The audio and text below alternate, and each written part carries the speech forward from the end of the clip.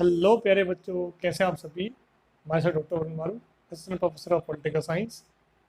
UG NET political science की series में आज हम पढ़ेंगे तुलनात्मक राजनीति या कंपेरेटिव पॉलिटिक्स का एक महत्वपूर्ण टॉपिक, राजनीतिक विकास, पॉलिटिकल डेवलपमेंट। राजनीतिक विकास का अर्थ है कि कोई देश या कोई राष्ट्र या समाज जब अविकसित समाज से विकसित औद्योगिक समाज होता है, या कोई गैर या अलोकतांत्रिक देश से लोकतांत्रिक राष्ट्र बनता है, तो उसको मोटा मोटा रूप में क्या बोलते हैं, उसको बोलते हैं हम राजनीतिक विकास। ठीक है। और राजनीतिक विकास जो है, द्वितीय विश्व युद्ध के बाद द्वितीय विश्व युद्ध के बाद में यह अवधारणा अत्यधिक सामने आई राजनीतिक विज्ञान में, खासकर अमेरिका में, खासकर शिकागो यूनिवर्सिटी से। ठीक है। सेकेंड वर्ल्ड वॉर, दूसरे विश्व युद्ध के बाद में यह अवधारणा पनपी कि जो नवीन विकासशील देश है जैसे कि भारत, या नवीन स्वतंत्र देश है जैसे कि भारत, पाकिस्तान, श्रीलंका, उनकी राजनीतिक व्यवस्थाओं का अध्ययन किया जाना चाहिए, उनकी संरचनाओं का, उनके संविधानों का, उनकी राजनीतिक संस्थाओं का तुलनात्मक अध्ययन किया जाना चाहिए। ठीक है। उनमें कितना विकास हुआ है, वहाँ लोकतंत्र कितना अपनी जड़ें बिछा चुका है, ये इंटरेस्ट पैदा हुआ अमेरिकी जो राजनीतिक विज्ञानी थी उनमें। ठीक है। जैसे कि Coleman Coleman Wiener, एप्टर, Coleman, Wiener, एप्टर जैसे विद्वानों ने श्रीलंका, नाइजीरिया, पाकिस्तान और भी भारत जैसे देश पर अपना रिसर्च किया, अपना शोध किया और तुलनात्मक अध्ययन किया। ठीक है। और इन सब में सबसे महत्वपूर्ण अध्ययन किया ल्यूशियन पाई ने। इन सब में सबसे महत्वपूर्ण अध्ययन किसने किया? ल्यूशियन पाई ने किया। तो ये राजनीतिक विकास का मोटा मोटा अर्थ ये है कि जब अविकसित समाज से विकसित औद्योगिक समाज पैदा होता है, या फिर अलोकतांत्रिक देश से लोकतांत्रिक राष्ट्र स्थापित होता है, तो उसको बोलते हैं राजनीतिक विकास, पॉलिटिकल डेवलपमेंट। ठीक है ना।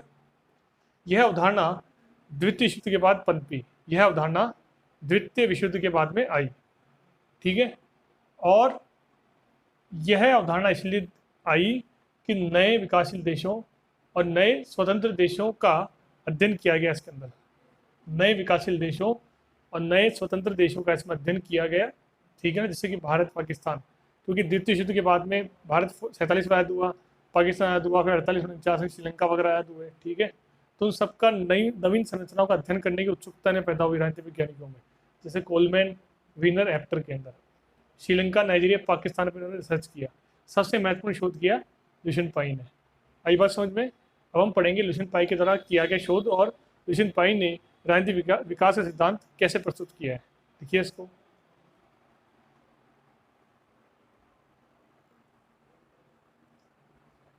ठीक है बच्चों, हमने डिस्कस किया था कि राजनीतिक विकास का मतलब क्या होता है और राजनीतिक विकास की जो मूल अवधारणा क्या है।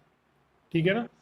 मैंने उसमें बताया था आपको इसके अंदर कि ल्यूशियन पाई ने सबसे महत्वपूर्ण कार्य किया राजनीतिक विकास या पॉलिटिकल डेवलपमेंट को लेकर के। तो ल्यूशियन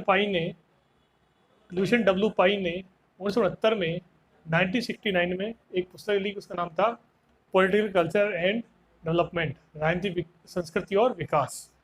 ल्यूशियन पाई ने राजनीतिक विकास की 3 विशेषताएं बताई है, जो कि बहुत ही इंपॉर्टेंट है। 3 विशेषता बताई उन्होंने: समानता, क्षमता और विविधीकरण। समानता का मतलब होता है, सिंपल सा है, कि जनता की कितनी समानता दी गई है राजनीतिक गतिविधियों में भाग लेने के लिए, यानी कि वोट देने की अधिकार, राजनीतिक पार्टी बनाने का अधिकार, लोक मत जाहिर करने का अधिकार, पब्लिक ओपिनियन जाहिर करने का अधिकार, अपने विचार प्रस्तुत करने का अधिकार। ठीक है ना। जनता की कितनी भागीदारी है राजनीतिक गतिविधियों में, इसको बोलते हैं समानता। क्षमता कि इसके अंतर्गत राज्यों की और सरकारों की कार्य करने की कितनी क्षमता है, कितनी क्षमता से वो राज्य सरकारें अपनी के संस्थाएं, राज्यों और सरकारों की संस्थाएं कितनी क्षमता से अपने कार्य कर पाती है, इसको बोलते हैं क्षमता। और तीसरा है विविधीकरण, यानी राजनीतिक संस्थाओं का विशेष अध्ययन, उनका बंटवारा करना। जैसे कि कार्यपालिका का काम क्या होता है? नियमों को, कानून को लागू करना। व्यवस्थापिका का काम क्या होता है? कानून का निर्माण करना। और न्यायपालिका का काम होता है कानून की रक्षा करना। तो इन संस्थाओं का विशेषीकरण है, संरचनाओं का विशेषीकरण है, उनको अलग अलग कार्य बांटे गए हैं, वो स्पेसिफाई अपना काम करती है। अंत में बात बताई गई है कि जो माइकल वीनर है, माइकल वीनर ने अपनी पुस्तक में भारत का राजनीतिक विकास के संदर्भ में अध्ययन किया है। माइकल वीनर ने अपने अध्ययन में भारत का अध्ययन प्रस्तुत किया है।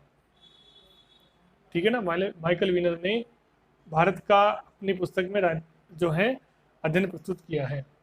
तो राजनीतिक विकास में लुशियन पाई का नाम बहुत महत्वपूर्ण है, लुशियन डब्ल्यू पाई का। इनकी पुस्तक जो 1969 में लिखी गई, उस पुस्तक का नाम है पॉलिटिकल कल्चर एंड डेवलपमेंट। ठीक है।